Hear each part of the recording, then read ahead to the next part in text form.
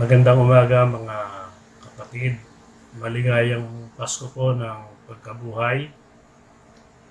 Ah, at samahan niyo uli ako ngayong umagang ito sa pagsamba. Ipunin natin ang ating pamilya at magsama-sama tayo sa pag-awit, pagpupuri sa Diyos at pakikinig ng kanyang salita. Magpapasimula po tayo sa pamamagitan ng opening prayer. Pagkatapos ay opening song. Tapos po yung first part ng sermon. And then isang video. At patapos yung second part ng sermon. At pagkatapos nun ay closing song. And then closing prayer, basbas at saka announcements. Kung gano'n, ihanda po natin ang ating mga sarili at tayo makapag-iig sa ating Panginoon na para bang siya ay katabi natin at kasama natin na nananambahan. Tayo pong lahat ay manalangin. Amang Diyos na makapangyarihan sa lahat, kami po'y nagpapasalamat sa pagkakataon na muli kami makakainom ng iyong salita. Nawa po, Panginoon, na i-bless mo yung anak mo na gagamitin na maghahatid sa amin ng iyong mensahe. At Lord, ganinin po kami, Panginoon, na mga makikinig. Ihanda mo po nawa ang aming puso't isipan, Panginoon. Ganyan din, Panginoon, nais namin magpasalamat sa iyong pag-iingat sa bawat isa, lalo na sa sitwasyon na ito, Panginoon, na aming kinahaharap. Nawa, Panginoon, patuloy mo kami bigyan ng puso na laging sa iyo lamang nagtitiwala at sa iyo umaasa, Panginoon. Maraming salamat, Panginoon, dahil sa kabila ng pinagdaraanan namin, alam namin na hindi mo kami iniiwan o hindi mo kami pinapabayaan, Panginoon. Maraming salamat po. Ito pong aming samitalan sa pangalan ni Jesus. Amen. Sa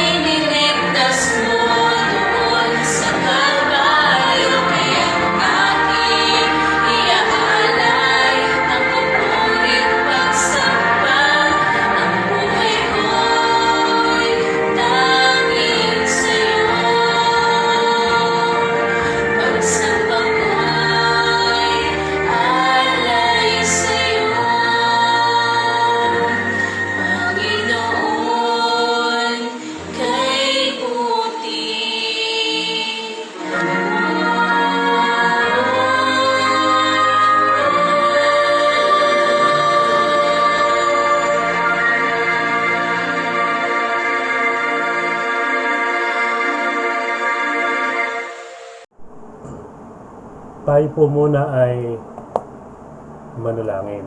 Panginoon, samahan po kami sa pagbulay ng iyong salita ngayong araw ng muling pagkabuhay ni Jesus.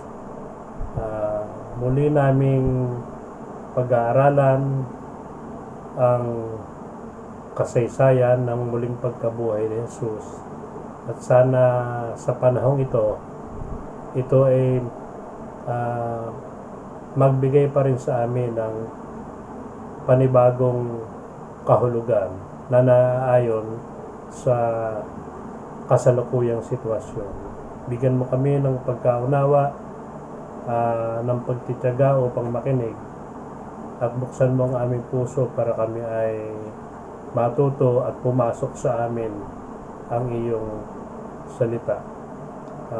Basbasan mo at hawakan at langisan ang dila ng iyong tagapagsalita upang maging malinaw sa bawat nakikinig ang mensahe na ipapadala mo. Gamitin mo lamang siya bilang daluyan nito.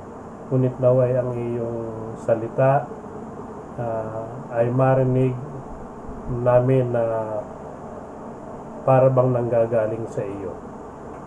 Marami pong salamat. Ito ang aming panalangin. Amen.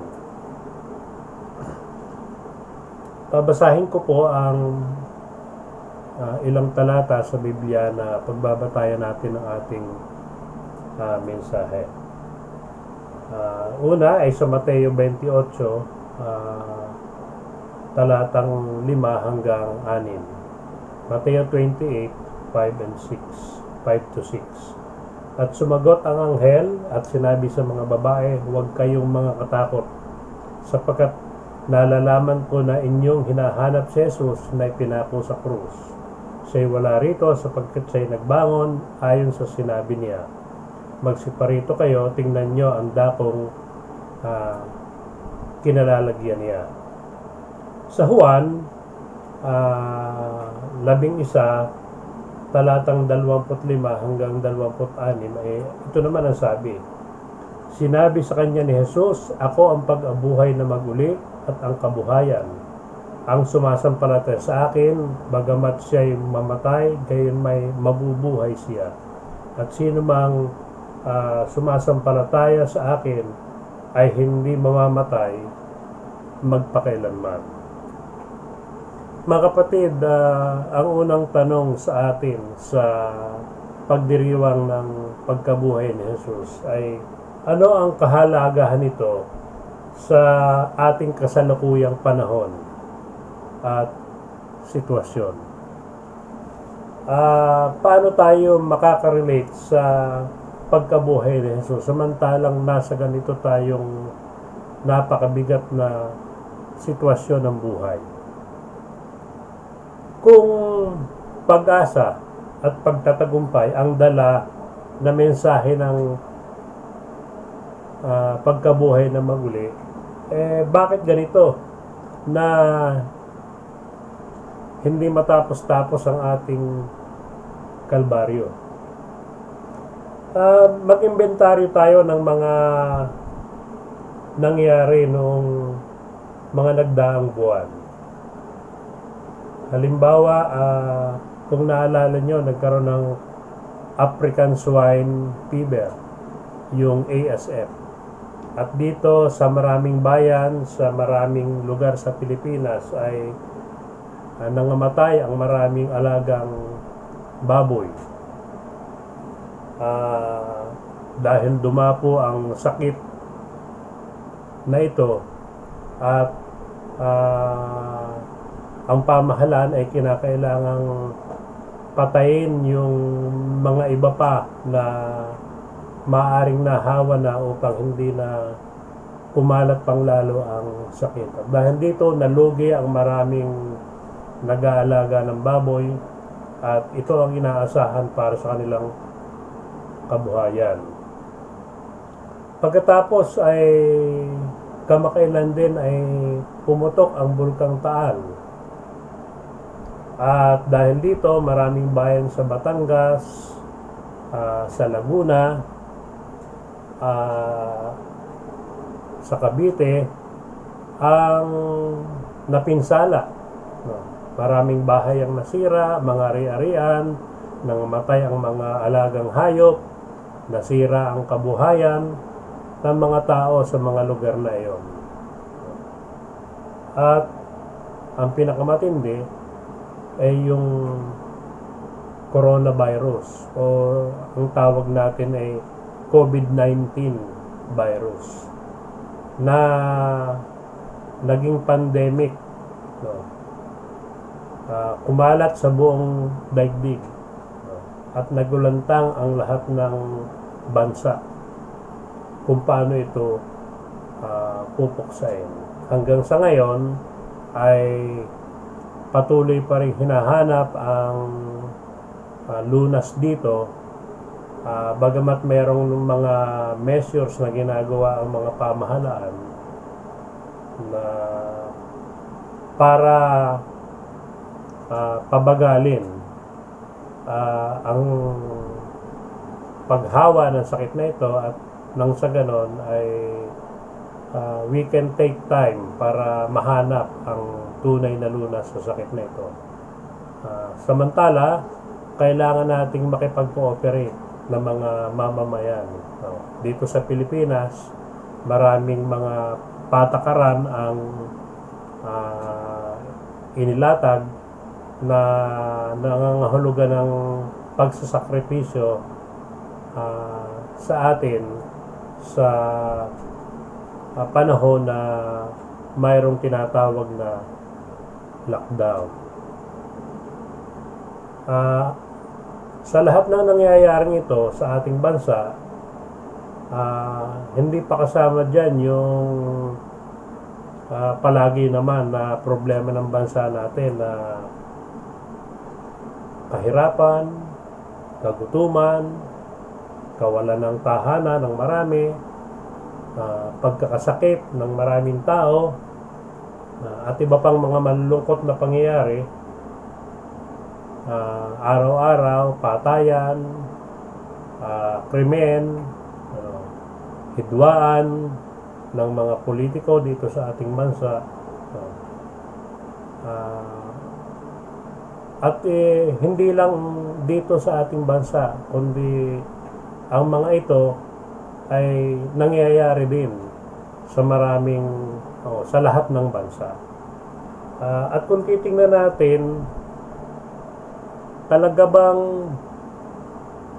ang dala ng pagkabuhay na maguli ni Jesus ay pag-asa at pagtatagumpay? Bakit parang wala tayong nakikitang liwanag sa dulo ng tunnel?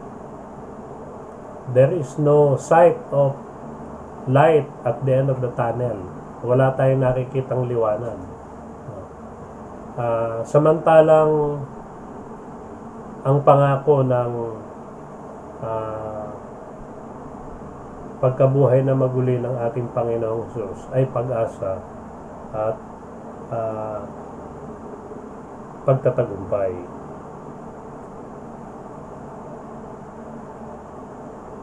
Sa Mateo ay sinasabi ang ganito.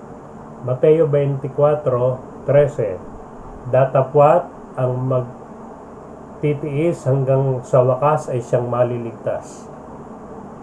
Ito yung laging sinasabi ni Pastor Arce na talata. Datapwat ang magtitiis hanggang sa wakas ay siyang maliligtas. Sa Romans 28 naman ay 8:28 ay meron namang ganitong sinasabi, at nalalaman natin na ang lahat ng mga bagay ay nagkakalakip-lakip na gumawa sa ikabubuti ng mga nagsisiibig sa Diyos. Sa makatuwid bagay, niyang mga tinawag alinsunod sa kanyang nasa. Kung mapapansin natin, sa mga talatang ito, pumapasok yung kahalagahan ng pananampalataya sa Diyos at pagtitiwala sa kanyang mga salita. No? Doon sa mga awit 46:10, ang sabi, "Be still and know that I am God." Sa mga ordinaryong tao, pangkaraniwang tao na nabubuhay, maaring mahirap ito basta tanggapin, no? O maunawaan ang mga salitang ito ng Diyos. Pero ang mga mananampalataya ay dapat kakaiba, no? Dapat ito ay isang pang-araw-araw na karanasan, na naniniwala tayo sa kanyang mga pangako at salita dahil kinukumpirma ito ng ating araw-araw na karanasan na talagang siya ay mabuti. So, initially, para dun sa nahihirapang maunawaan ito, at maging sa atin na rin ang mga mananampalataya, ay maaaring mahirap nga itong unawain, at para bang the things that are happening now seems to be so bad. Parang napakahirap. At mayroon naman tayong dahilan na isipin ito, lalo na yung ating mga kabataan na hindi pa nakakaranas ng mga mabibigat na hamon sa buhay. Yung aming mga magulang, yung aking nanay at tatay, laging ikinukwento yung kanilang naging karanasan noong panahon ng Hapon. Sila daw ay mga bata noon, at araw-araw ay survival. Hindi mo alam kung ikaw ay may makakain, hindi mo alam kung ikaw ay mabubuhay. Napakahirap, wala silang ginagawa kundi magtago sa mga Hapon, no? At hanapin ang paraan para sila ay mag-survive. Mahirap sa pagkain, mahirap sa lahat ng bagay. At kung ikukumpara mo nga naman yung sitwasyong ito ngayon, bagamat mahirap, ay hindi pa rin papantay dun sa karanasan nila nung panahon ng digmaan. Mga kapatid, maganda na tingnan din natin ang sitwasyon ngayon. Wag puro sa negatibong paraan. Dahil pagka negatibo lagi ang ating pagtingin, tayo ang magiging talunan sa bandang huli. No? Wala tayong gagawin kundi mag-isip ng negatibo, and therefore maaring tayo ay magkasakit, ma-stress, at lalong bumigat ang ating kalalagayan. Bilang mga mananampalataya, it is about time to look at the present situation in a positive way.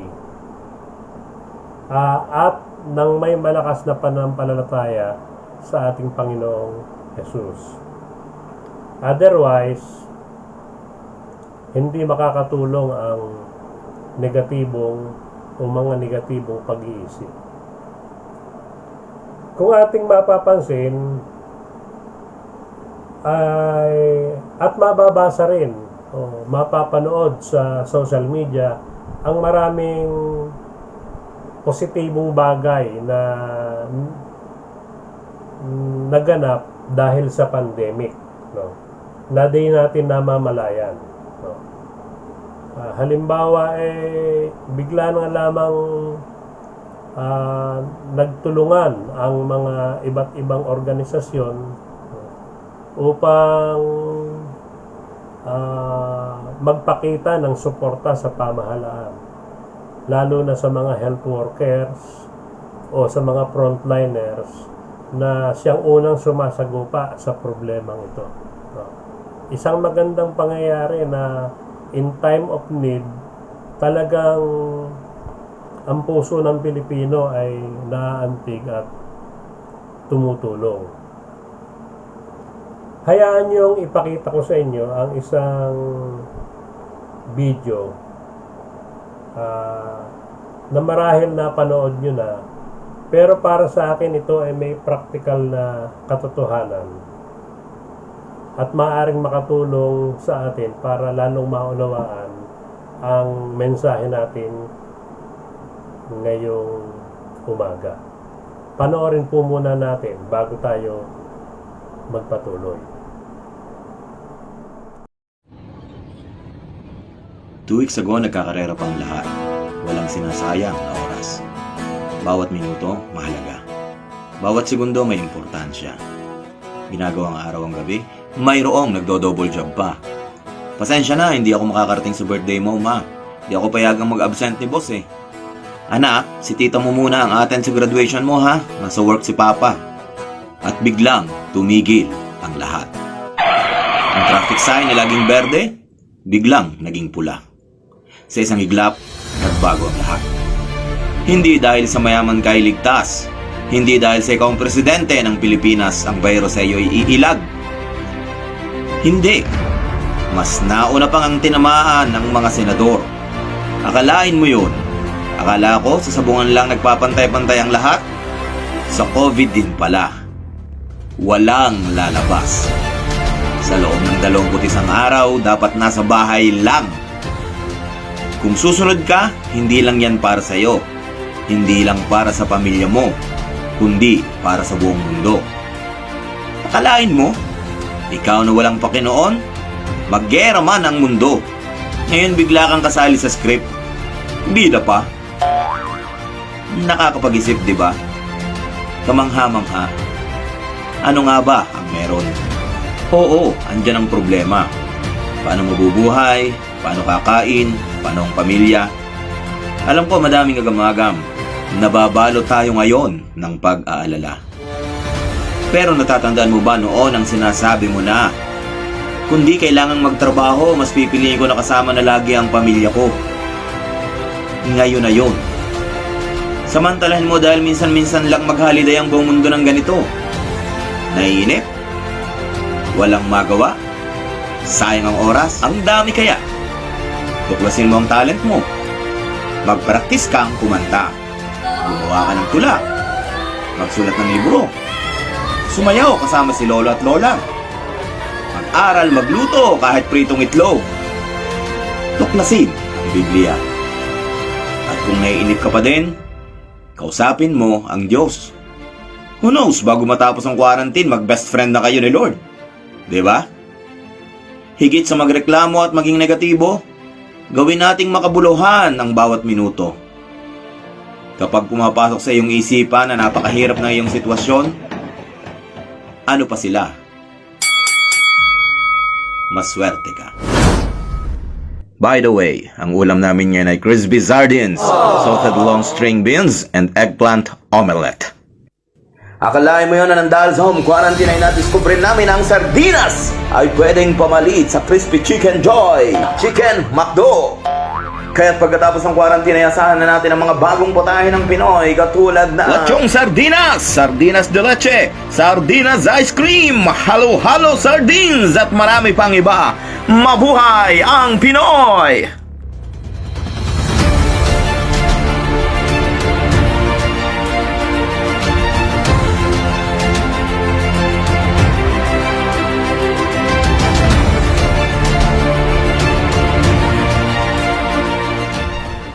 Magpatuloy po tayo. Batay dun sa ating napanood,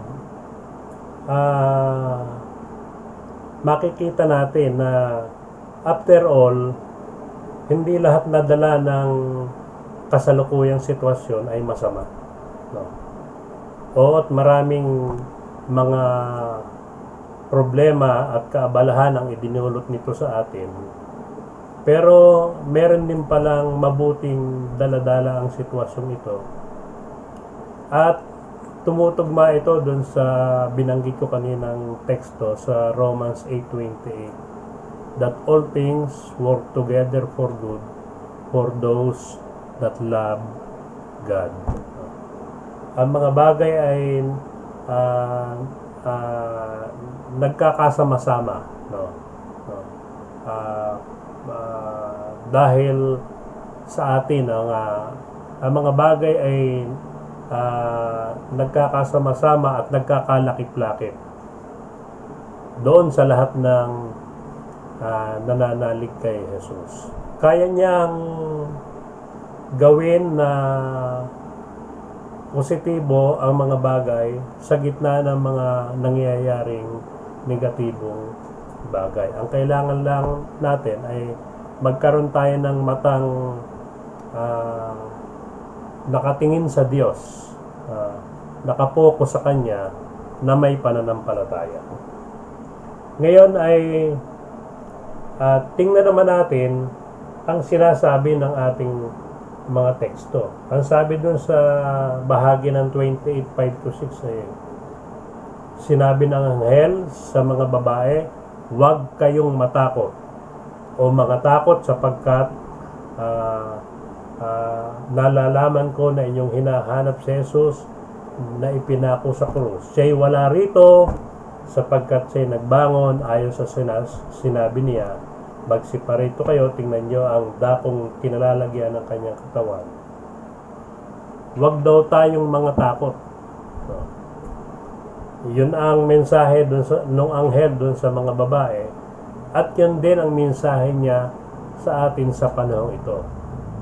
Let us focus our sight on Jesus, on God. Kaya wala tayong dapat ikatakot. Bakit? Sapagkat siya ay nagbangon, siya ay buhay. Ano po ba ang katibayan na si Jesus ay buhay?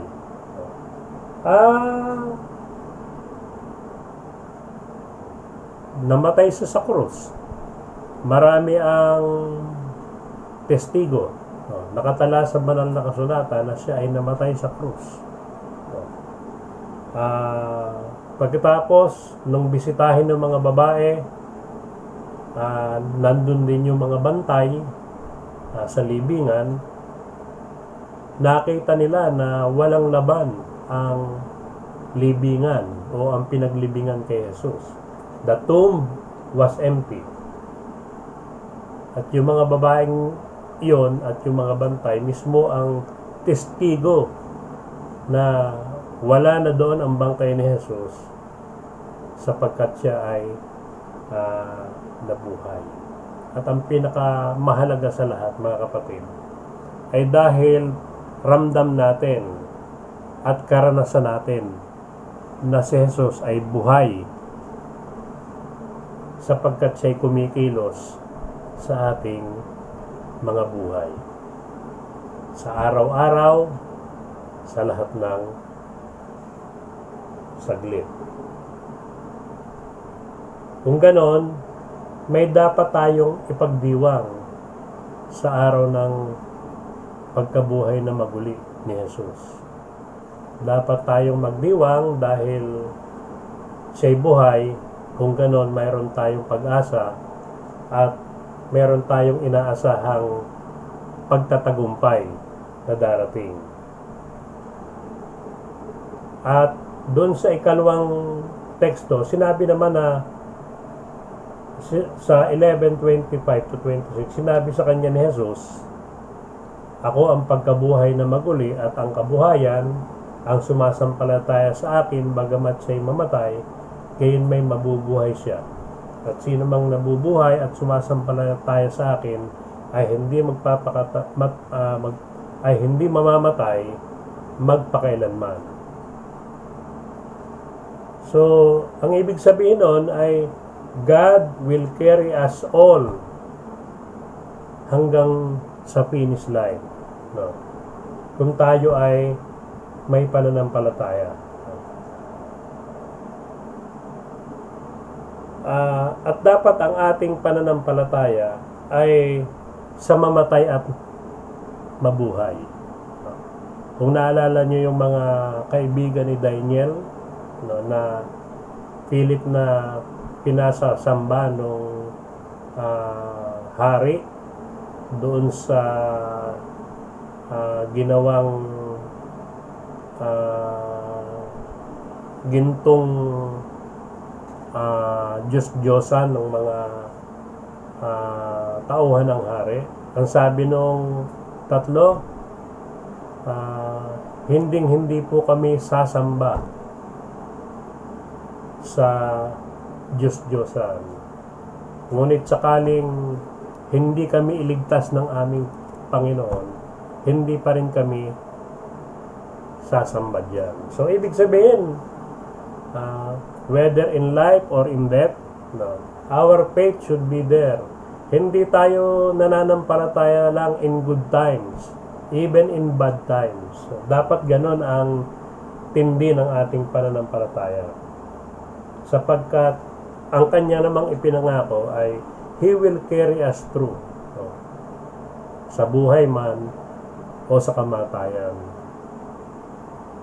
Maaring ito ay madaling sabihin, ngunit mahirap gawin.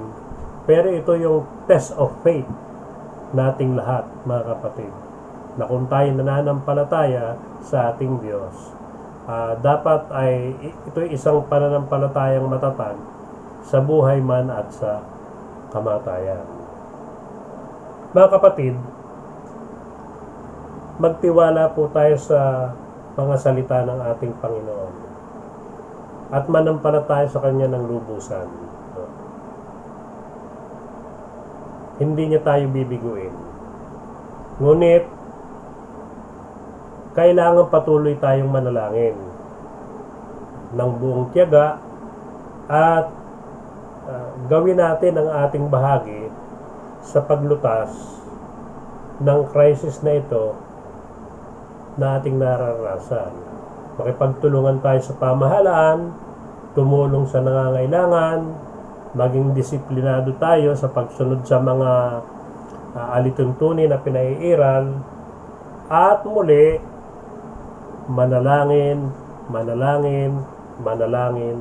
ng walang patid na may pananampalataya.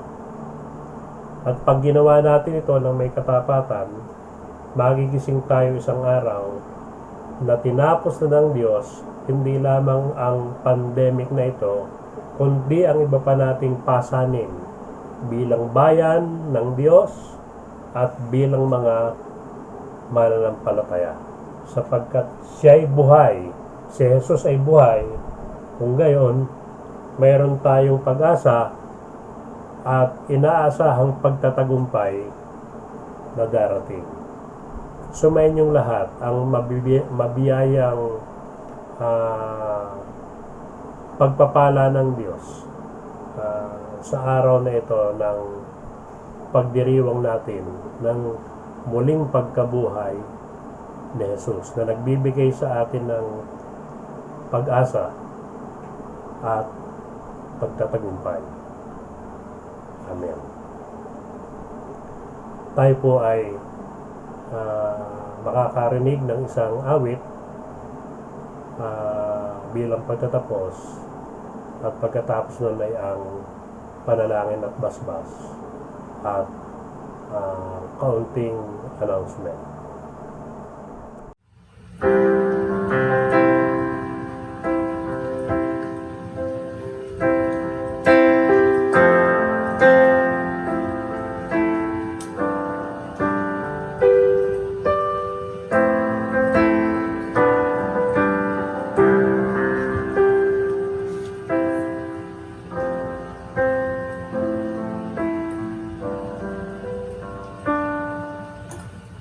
You were the word that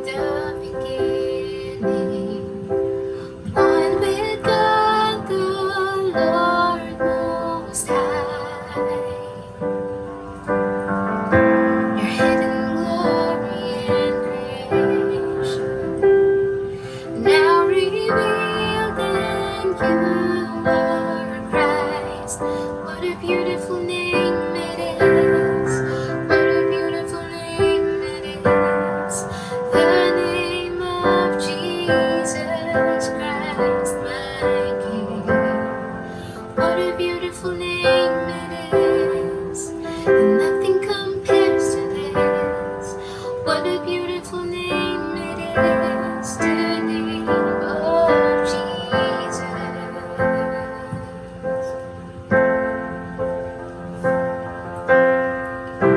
We didn't want heaven without us, so Jesus, you brought heaven down. My sin was great, your love was greater. What could separate us now? What a wonderful name it is. What a wonderful name it is. The name of Jesus Christ, my King. What a wonderful name it is, and nothing compares to this. What a wonderful name it is, the name of Jesus. What a wonderful name it is, the name of Jesus.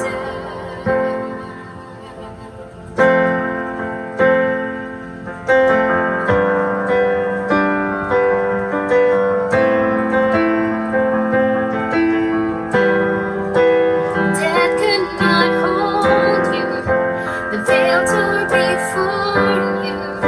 You silenced the boast of sin and grave. The heavens are roaring, the praise of your glory. For you are raised to life again. You have no rival, and you have no equal. Now and forever, God, you reign. Yours is the kingdom, and yours is the glory. Yours is the name above all names. What a powerful name it is. What a powerful name it is. The name of Jesus Christ, my King. What a powerful name it is, and nothing can stand against. What a powerful name it is, the name of Jesus. What a powerful name it is, the name of Jesus. What a powerful name it is, the name of Jesus. You have no rival, and you have no equal.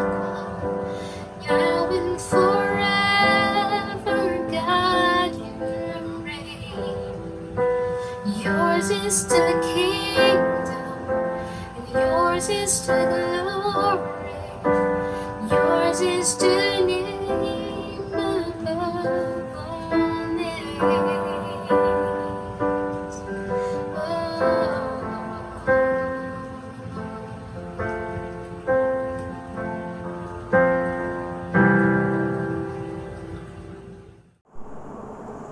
Tayo po ay manalangin. Panginoong Diyos, muli humaharap kami sa iyo na nagpapakumbaba, humihingi ng tulong at awa na sa iyong pagmamahal at biyaya ay matapos na ang pandemic na ito na aming nararanasan. Patawarin mo po kami dahil mayroon kaming pananagutan sa iyo kung bakit nangyayari ang mga bagay na ito. Aming dinumihan ang kapaligiran, aming sinira ang kalikasan, kami naging palalo at hindi naging masunurin sa iyo, naging makasarili, matakaw sa kapangyarihan, at higit sa lahat, hindi kami naglalaan ng sapat na panahon upang ikaw ay aming sambahin, aming purihin, aming pasalamatan at kilalanin ang iyong kabutihan sa amin. Panginoong Diyos, ngayon ay maliwanag sa amin na ikaw ang tangi naming pag-asa. Na wala kaming magagawa na sapat sa maraming hamon ng buhay, na ikaw lamang talaga ang kailangan namin at makapagbibigay sa amin ng kasapatan, na kapag ikaw ay aming nasumpungan at kinilala bilang Panginoon at tagapagligtas, ang lahat ng bagay na aming pinahahalagahan, kahit mawala, ay hindi namin mararamdaman ang kawalan dahil nasumpungan ka na namin. Sana, O Diyos, ito po yung maging damdamin namin, paniniwala namin mula ngayon. Sana po ay ang pandemic na ito ay magdala sa amin papalapit sa iyo ng panghabang buhay at dagdagan pa namin ang aming pananampalataya sa iyo at pagpapakita nito sa konkretong paraan, hindi lamang sa pamamagitan ng aming mga labi, kundi sa pamamagitan ng aming mga gawa. Bukas o sa mga darating na araw, sana po ay gumising kami na naranasan na namin ang pag-asa at pagtatagumpay ng pagkabuhay ni Jesus, sapagkat finally ay napagtagumpayan na namin ang COVID-19 at iba pang mga suliranin na bumabalot sa aming bayan, sa aming daigdig, maging sa aming mga sarili. At alam namin, Panginoon, na ikaw lamang ang makapagbibigay niyan ng kumpleto sa aming lahat. Patnubayan po ang simbahang ito, ang mga kaanib, gawin mong daluyan ng iyong pagpapala at pagkaunawa ng iyong salita ang simbahang ito. Kasangkapanin mo kaming lahat upang mahayag ang iyong kapurihan, ang katotohanan tungkol sa iyo, at ipakita rin namin ito sa pamamagitan ng aming mabubuting halimbawa sa mga taong nakapaligid sa amin. Sana po ay magpatuloy kami bilang isang iglesia sa gitna ng lahat ng ito, at pagka natapos na po ang problemang ito, naway ang mga itinakda naming programa at gawain ay may pagpatuloy namin, at this time ay maging marubdob at mainit kami sa pakikiisa sa katuparan ng mga gawain ito. Patnubayan mo po ang maliliit na bata, ilayo mo sila sa karamdaman habang sila'y naglalaro, lalo na dito sa COVID-19. Ganon din ang mga kabataan, huwag silang maging palalo dahil malakas ang katawan. Huwag sana silang mag-violate at maging disiplinado sila sa pagsunod sa mga patakaran ng pamahalaan. At ang mga nakatatanda, bigyan mo ng patuloy na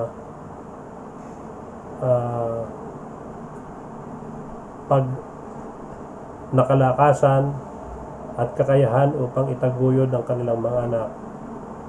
Ilayo mo rin sila sa karamdaman o sa pagkahawa sa pandemic na ito, sapagkat ang mga may edad ay vulnerable sa sakit na ito. Pagalingin mo lahat ng may sakit, ano man ang uri ng karamdaman nila. Sana po'y huwag silang makaligtaan sa mga ospital dahil abala sa COVID-19 patients. Bagkos, Panginoon, magpadala ka ng mga volunteers, pagalingin mo ang mga health workers na nagkasakit, at ang mga tumutulong upang mapagtagumpayan ang problemang ito. Bantayan mo ang lahat ng frontliner sa iba't ibang lugar kung saan sila nakapwesto. Inyo po silang bigyan ng lakas ng katawan at ilayo sa kapahamakan sa pagkahawa ng sakit na ito. Dear God, kami po ay gamitin mo para makatulong sa aming kanya-kanyang natatanging pamamaraan upang ang sakit na ito ay mawala sa aming kapaligiran. Nawa kaming lahat ay huwag tumingin lamang, huwag maging tagamasid lamang, kundi umisip kami ng paraan kung paano makakatulong sa pamahalaan, sa aming mga kaibigan, kapitbahay, at iba pa mga tao sa abot ng aming kayang gawin. Hindi lamang po sa pamamagitan ng material na bagay, pwede rin ang aming mga kakayahan o skills na magamit, pwede rin ang aming mga kalakasan.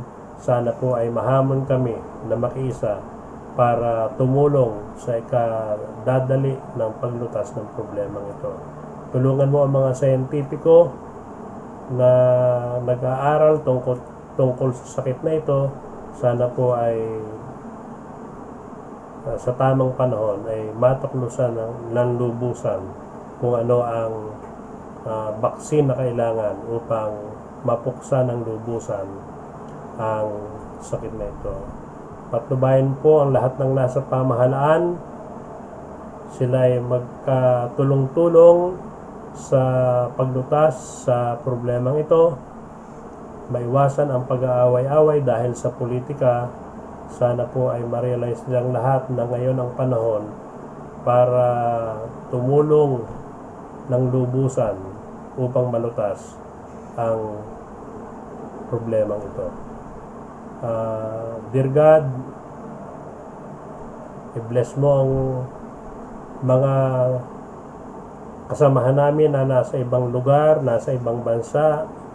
Ingatan mo sila roon at patnubayan at pagtagumpayin sa kanilang suliranin.